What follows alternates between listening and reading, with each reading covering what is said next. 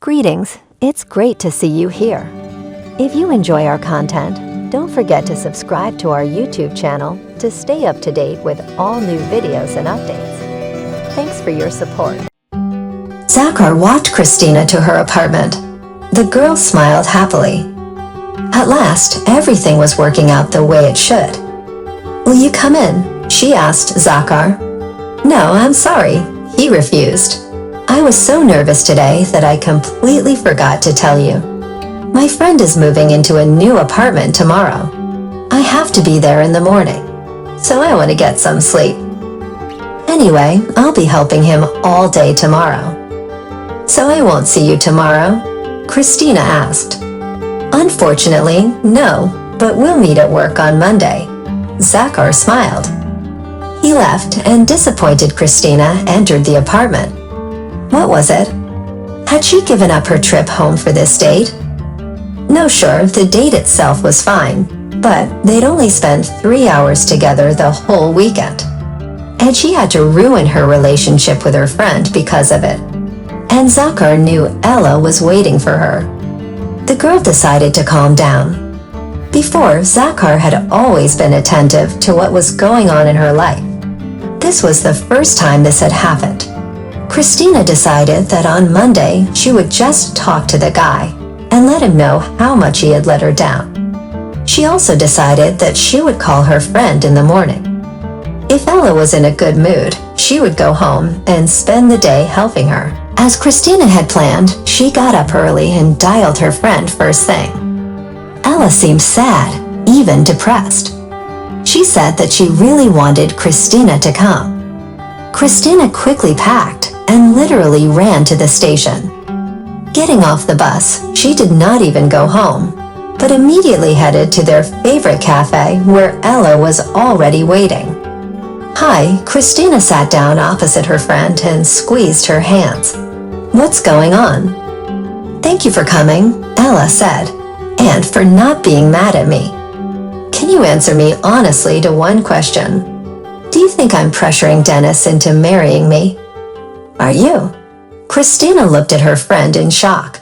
"And no," she answered slowly. "You're not pressuring him to marry you," she said slowly. "Well, tell me," Ella demanded.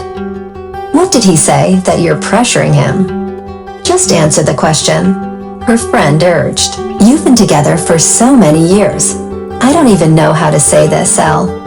I always felt like you needed Dennis more than he needed you. No offense, it's just that you love him more.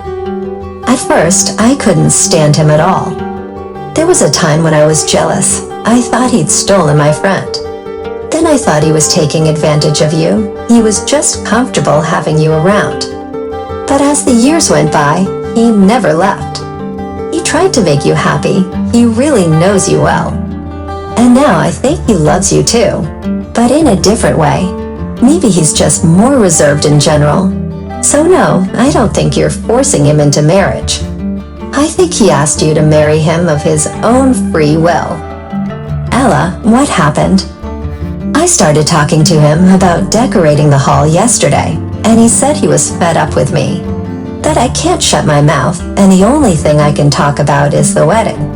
And he's getting a little tired of the whole wedding thing." "Ella, you're really getting a bit carried away here.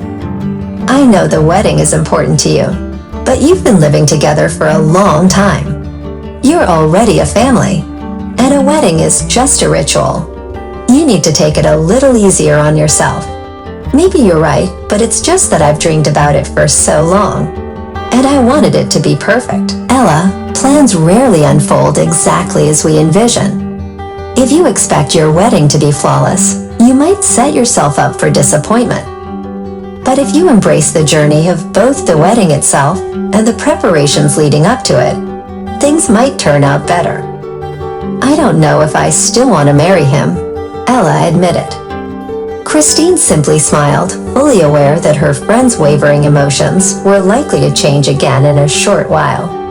"By the way, Christina, I owe you an apology. I behaved terribly. I shouldn't have pressured you to move in.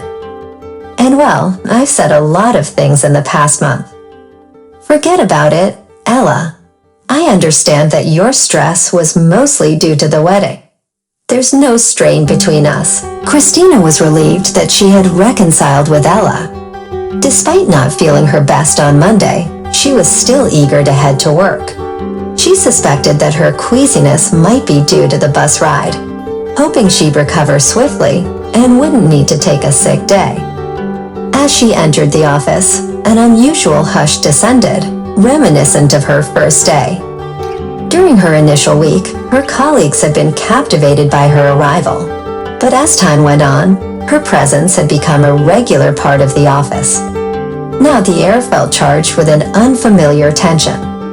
Christina hastened to her desk, mentally retracing her Friday tasks. Had she made a blunder everyone was privy to? Seating herself and powering up her computer, she kept her gaze downcast. Though office chatter gradually picked up, she couldn't shake the notion that murmurs were aimed her way. Approaching Eugene seemed like the best course. Is something amiss? Did I make a mistake? To be honest, quite a few things, Eugene responded. But it's not my place to brief you. There's no major gripe about your work so far, just wrap things up swiftly. The situation left Christina perplexed. Even Eugene's demeanor seemed distant, and she couldn't fathom what was happening.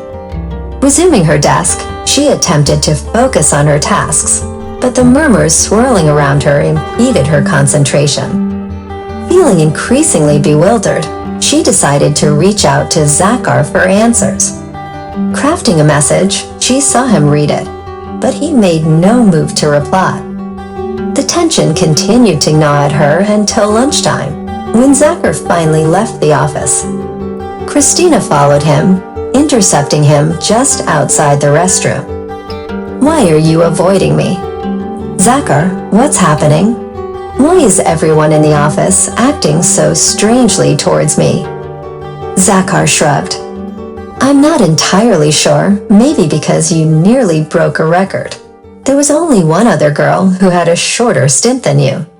And when she came aboard, she seemed so distant and reserved. People's speculations couldn't have been more off.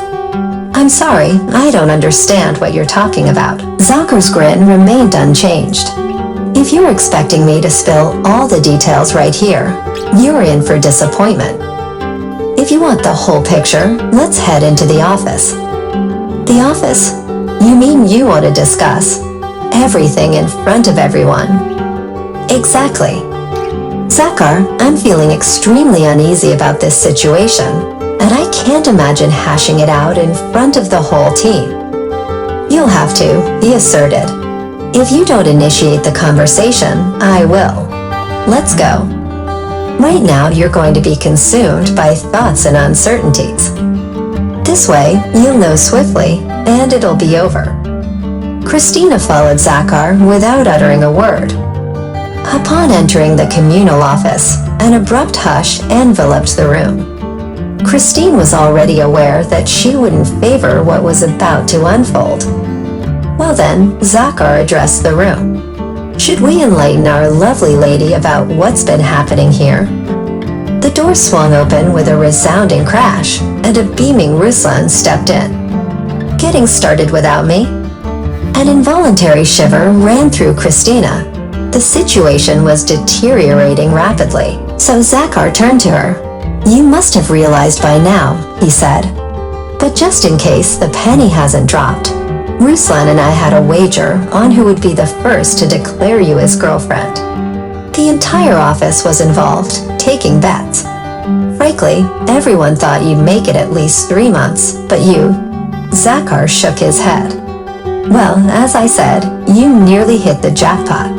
You know, it stopped being interesting after a while. Christina's legs felt like they might give way. She wanted to charge at Zakar and yank out every strand of his hair, then do the same to Ruslan. Her heart was pounding wildly. How could they toy with emotions like this? And worse, everyone was in on it. Christina briskly headed for the door, opened it, and trying not to sprint, stepped out into the corridor. She had no destination in mind. All she needed was solitude. After a few minutes of wandering, she found herself halted by a wall. It was as if she had snapped out of a trance. Looking around, Christina found herself in front of the arca. Collapsing onto the floor, she pressed her back against the door and wept bitterly.